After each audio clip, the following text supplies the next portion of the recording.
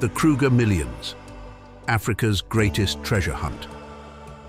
On the 5th of June, 1900, the British Imperial Army conquered the city of Pretoria, the capital of the independent Transvaal Republic, igniting the biggest treasure hunt in the history of South Africa.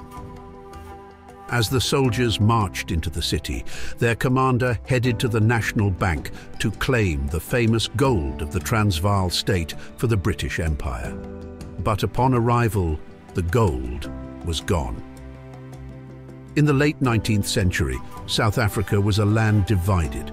The British colonial empire controlled part of it, while the other was governed by the Boer, descendants of Dutch settlers under President Paul Kruger, including the wealthy Transvaal Republic.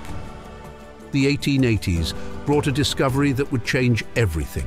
Vast amounts of gold and diamonds were found in the Transvaal Republic. Almost overnight, it was transformed with a massive mining industry. But soon, its wealth attracted the British Empire's covetous gaze. In 1899, the British invaded, with their overwhelming force signaling the end of the Transvaal Republic. But President Paul Kruger devised a plan to secretly transport the Republic's gold beyond British reach, ensuring that one day his people could recover and reclaim their national wealth.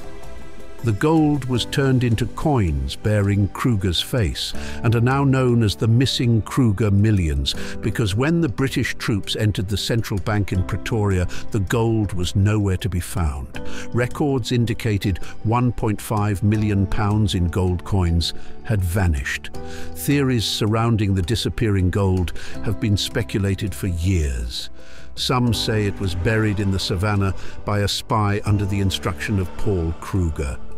He took the gold on a train, fleeing the British soldiers, and eventually divided and buried the treasure in caves in Ermelo and in the savannah, when he realized that his own men were becoming seduced by the idea of stealing the gold for themselves.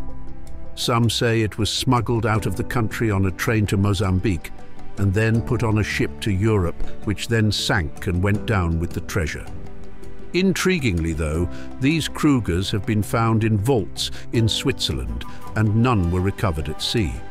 Some say that perhaps it never existed at all, and that it was merely a miscalculation by the National Bank in Transvaal, who overestimated how much gold had been mined. This could be possible, but then how did the gold end up being found in areas in Ermelo and in vaults in Switzerland? The full treasure remains elusive. Was it divided and reburied? Was it lost at sea? Did it even exist? The truth may be a mix of these theories. In the chaos of war, the treasure might have been split, with parts buried, parts smuggled to Europe, and parts lost forever. More than a century later, the mystery of the Kruger Millions continues to fascinate.